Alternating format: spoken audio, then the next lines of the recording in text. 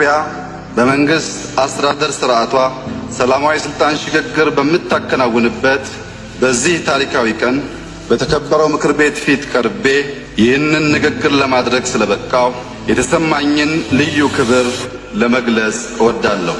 ትላንት አባቶቻችን በመተማ በአድዋ በማይጨውና በካራማራ አጥንታቸውን ከስክሰው የከበረ ደማቸውን አፍስሰው በክብርና በአንድነት ያቆዩት ሀገር አለችን።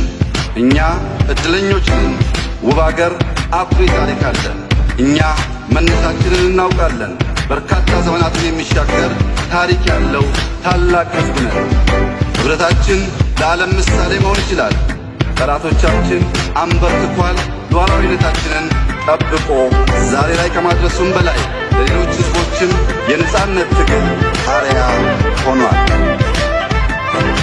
ኢትዮጵያ ወደ ቀድሞ ገናናነቷ እንደምትመለስ ቅንጣት ያህል ጥርጣሬ አይኑራችሁ። ወደ ብልጽግና መሸጋገሪያው አቅጣጫ ግን ይቅርታ፣ ፍቅር ታጩበት።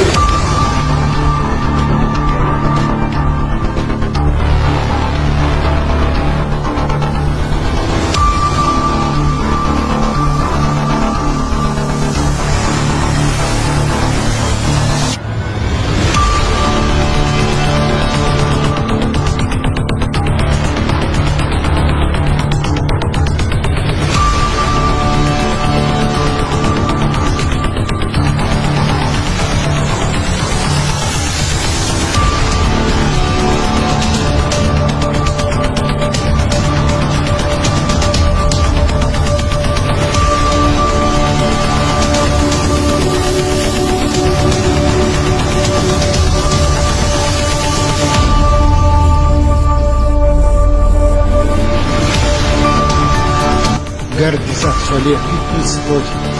All walks of Ethiopians are contributing to build this dam to bring life home to 65 million people who are currently living in darkness.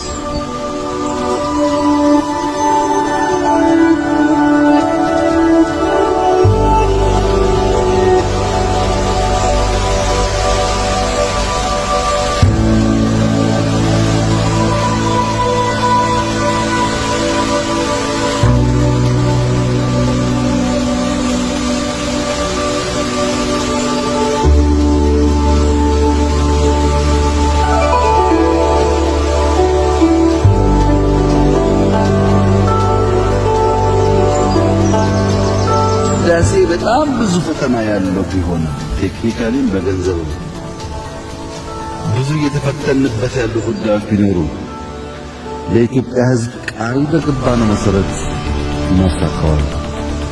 ይሄ የሚታጠፍ ሐሳብ አለ። ብልጽግና ነው። አፍሪካ ላይ የለም፣ ኢትዮጵያ ላይ የለም። ብልጽግና ስንመጣ አልነበረም፣ በገንዘቡም በስራውም አልነበረም። ብዙ ውሳኔዎች ወስነን ሞተን ያሳካነው አናራክሰውም። ስንመጣ 1 ሊትር ውሃ ያዙ 60 ቢሊዮን ፕላስ ይዘናል። ይሄ ድል ብልጽግና ማለት እንደዚህ አይነቱን በየቦታው ማየት ነው።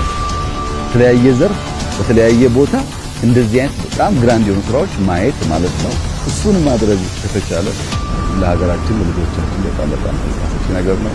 እጅግ ደስ የሚል ድል ነው። መላው ኢትዮጵያ እንኳን ደስ ያላችሁ። የሱዳን ወንድሞቻችን እንኳን ደስ ያላችሁ። ተጨማሪ ውሃ አግኝታችኋል። ይሄም ውሃ የጋራችን ነው፣ ተጠቀሙበታላችሁ። የግብጽ ወንድሞቻችን እንኳን ደስ ያላችሁ። ተጨማሪ ውሃ ዛሬ ጨምረንላችኋል። ግሪን ሌጋሲ በጣም ዝናብ ስላመጣ አፍሰንላችኋል። ወደፊትም ይቀጥላል። ተጋግዘን ተባብረን ቀጠናችንን እናሳድጋለን።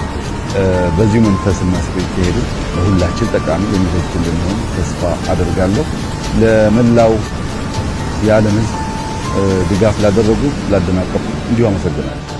ያደናቀፉ አበርትተውናል፣ ያገዙንም እንዲሁ ምስጋና ይገባቸዋል።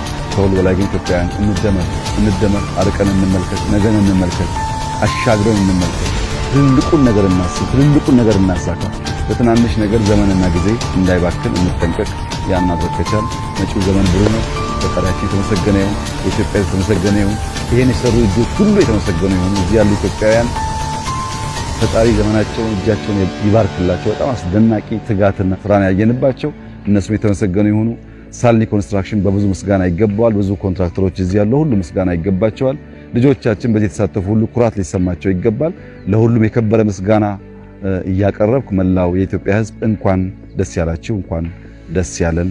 ተከናውነናል፣ ተሳክቶልናል፣ ሰምሮልናል፣ እናም ይቀጥላል ማለት እፈልጋለሁ። እጅግ አድርጌ አመሰግናለሁ።